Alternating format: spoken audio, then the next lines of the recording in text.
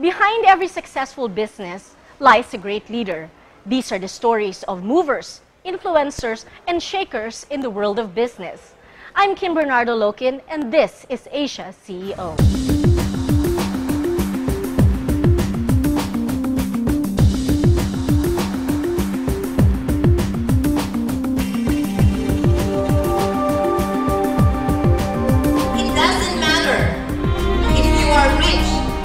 Like us, we didn't have nothing.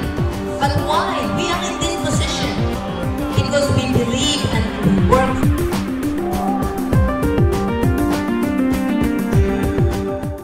Hello, Rebecca, and thank you very much for being with us today. First, it's all about you. Rebecca, you are the president of Shalray and Associates. Tell me first what it's all about. Shalray Associates is an executive search for multinational company. We handle the high-end positions, helping them to find the right fit for the positions that they need. Okay, when you talk about executive search, that means you're looking for middle management all the way up, isn't it? Correct. Is this a niche market that you're in, and who is your target market here in the Philippines? Of course, our target markets are the multinational companies, especially the new coming in, new investors who are starting their company here. We are the right company who will fight the right contacts to fill in the need or the positions that they are required. Okay, and Shalray, I understand you and your business partner, who also happens to be your husband, Richard Mills. Correct. When did you start this, and what gave you the inspiration to start this kind of business here? Well, Long yes. story, huh? Richard Mills is my husband, and why we started it. We started it way back in 2005. Back in Canada, my first business that I started up is a recruiting firm. I see. And that's the reason why we started this kind of business. I see, here. but you started your recruiting company in Canada, Back in Canada, by yourself. by myself, yeah. Okay, so back in Canada, you said you started a recruiting firm. Yes. This was your own business. Yeah. So how did you go about opening your own recruiting firm, and what led you to opening an executive search eventually in the Philippines? Yeah. Well, way back in Canada, when I was there, when I got my open permit, it's called permanent residence, I started a recruiting firm. Why? I've seen the need to help our countrymen. I meet a lot. There's a lot of OFWs or domestic helpers in Singapore, Hong Kong, Middle East. So I always said that these people need to touch or to bring them to Canada for a greener pasture. That's the reason why I started the recruiting firm there. And why also we decided to start in Philippines, because we also see the need to show that there's a lot of good Filipinos, talented Filipinos, but sometimes all our expats are the one on the top. And I think it's about time for Filipino also to be on the top, not only the expats. That's the reason why we started it. You know, I heard that you had a very good story before you even opened up your recruitment firm, and before Shalray and Associates here. Yes, yeah. And do tell us a little bit about it, because you had different types of jobs before you reached where you are right now. Correct. Because when I was young, I started as a domestic helper back in Singapore, and from Singapore I went straight to Canada for greener pasture. In Singapore, that was in 1986, and in Canada, if I'm not mistaken, that was early 90s. Okay, and then from there I did a lot of learning, training, sales training, pursuing my career. And of course, from there, I'm able to learn a lot of things, to improve my skills. And that's how I'm able to start my business in the Philippines and to be in this position. That's right. And like you mentioned earlier, you started the business yourself in Correct. Canada. Yeah, back in Canada, I was young when I received my open permit, or like a permanent residence. This was in 92. Okay, that's when I start my employment agency. And again, I'll repeat why I started the employment agency, because I saw the need of Filipinos, especially the OFWs or domestic helpers in different part of the world, that they need a greener pasture in order for themselves or for their family. And that's the big reason why I started that recruiting firm in Canada. Okay, let's talk about the challenges first. I'm sure part of what inspired you to put up this recruitment firm in Canada is because of where you came from. You were an Yes. OFW. Correct. And you were also servicing the OFWs. Correct. So tell me, what was the challenges, main challenges that you saw in there, and how were you able to find solutions for that? And secondly, eventually, you bringing your recruitment to become the Chalray that you are dealing with now. Yeah, okay. First, why I started Haiku Personnel back in Canada, the recruiting firm. Yes. I've seen the need way back in Philippines, applying or looking for a job outside. It was so hard finding the right company to apply, finding the right company that really care and really sincere on finding employer from outside. So when I reached Singapore, I've seen again the need of finding the right agency again to help these OFWs or domestic helpers going to greener pasture, looking for greener pasture like Canada. So how to apply properly, how to look for their good employer so that when they reach Canada, they are in a good position of continuing their career or chosen field that they want. So I've seen that back in Canada again, I've seen the need of employer, like a lot of employers looking for Filipino nannies, caregivers, because they see that Filipinos have the heart, have the passion of helping, caring for their children or their elder family.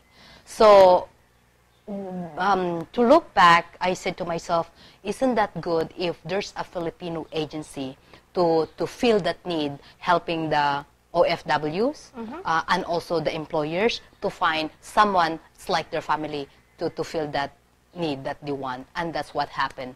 Why I started the Haiku Personnel right away when I received my open permit or like a permanent resident. Right. Maybe again, one of the questions that the audiences might want to ask is that how difficult was it to start your own business there, considering that we're not Canadian, you're foreign born, and it's your first time to put up something like that. But you know what?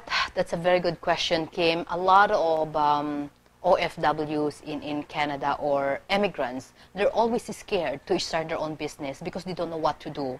So what I did, I really went around and searched, asked a lot of questions. I went to the agency firm how to start a business, and I found out it can be done. The credit that I can give Canada, Kim, like you see how they look after immigrants. Canada is a country for immigrants, and they give opportunity for everybody. And it doesn't matter where you came from. It doesn't matter your color. It doesn't matter if you speak English or not. But if you want to be successful, they give that to you. And that's how I feel, and that's what I use because they give me that in Canada. And that's the best thing that I could say about Canada. That's the reason why I started that business. Okay, so that means that you are there at the right time and at the right place, I suppose, because not all countries would provide you the same opportunity in starting your own business, Correct. Isn't it? But I could say again that in Canada, it doesn't matter when you're going. It's always the right time. It's up to you if you believe it's the right time. Because that time when I went to Canada, it was recession. Right. And a lot of people complain, but me, I was so happy because it's an opportunity for me. A lot of people don't have jobs when I was there. But you know what? It was the best for me. Right. That's amazing. I think that's one of the conditions actually in putting up your own business. Like I said, it's the right time. And speaking of the right time, I think one more is that how were you able to discover your future business partner and life partner as well? Yeah. When I was in Canada and I was ready to settle down, Kim, you see, Canadians really love Asian women. So Is that many, right? yes, and anywhere you go, a lot of men want to date you. But me, I was different because I don't have time to go for dates because I focus with my future, with my career. Correct. So when I was ready, I already know what kind of man I want to marry. And I said, I only want to go for a date with the right person. So of course, number one, I have to qualify. Number one, I have to really make sure that he's really a good guy. So through a friend, introduced Richard to me. All right. So when I check his background, he was qualified, so I gave him a call. So it was like a business proposition. Correct, isn't correct. It? Because I said I don't like to waste time, and I don't like to waste my money. And I'm very serious in looking the right partner, and that's what I did. And he respect that. And that's what happened.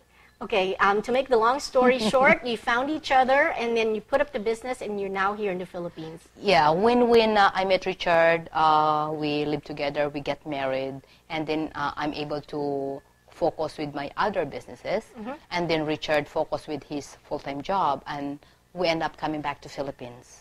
And when I came back here with my children, because I want them to learn the Filipino culture, Richard enjoyed Philippines, and he said, can I just join you? And let's see, for temporarily or long-term, and we decided to stay here long-term, and that's the reason and why. embark on the business. Yes, start the Right. business. And like I said earlier, it's a unique name. Where did you get the name Shalray? Yeah, the name of Shalray came from our children, me and my children. So like CH came from Chris, our older son. AL came from Alex, our second son, and of course my name RE. So Shalray. So we did not put Richard. So if ever Richard want to leave us, then I'm sorry, he don't have a business. Okay, that's great. Actually, since then, your executive search has expanded so much that you have put up forums, business forums all over, and now you're one of the most recognized in the Philippines. So tell me, how is Shalray going on now, or how is Shalray doing, especially because I know that you are at the cusp of going international, or at least ASEAN. Yeah, thank you. Well, what's the reason why we started the HSCO Forum? HSCO Forum, our mission is to really make Philippines as the business hub in Asia, to really promote us Filipinos, to promote to the future investors, to really come to Philippines, because it's an opportunity. For instance, if investors start their business in Singapore or Hong Kong, very expensive. And while their people are Filipinos, might as well bring your business in the Philippines. It's cheap. And at the same time, good people, talented people, and at the same time, they can have fun. That's why if you can see on TV, it's CNN, it says fun and work, and that's Philippines. That's true. So it's more fun in the Philippines, Correct. right? Yeah. Okay. In 2015, I was told that you are going ASEAN for the first time. Correct. Which means that your Asia CEO Awards will not only focus on the Philippines, but on the 10-member nations as well. Correct. We opened that together with the judges because we want to have a friendly relationship with the ASEAN countries. And for instance, Malaysia has business that they can bring to Philippines. Yes. There's some business that we can do that we can offer it to them. Same thing in Singapore, Cambodia. So all the events will happen in the Philippines, but we can work together as one. That's the purpose of that. And I think it will be a very good result. Okay, thank you very much. And on that note, I guess we'd be looking forward to the next episodes of your show and the next episodes of the Asia CEO Forum, which you have every month, and you also have your summit, which is also every month. So you got a lot on your plate. So good luck, and thank you very much. Thank you, Kim. Thank you. Join us again next time for another episode of Asia CEO. This is Kim Bernardo Lokin. Thank you for watching.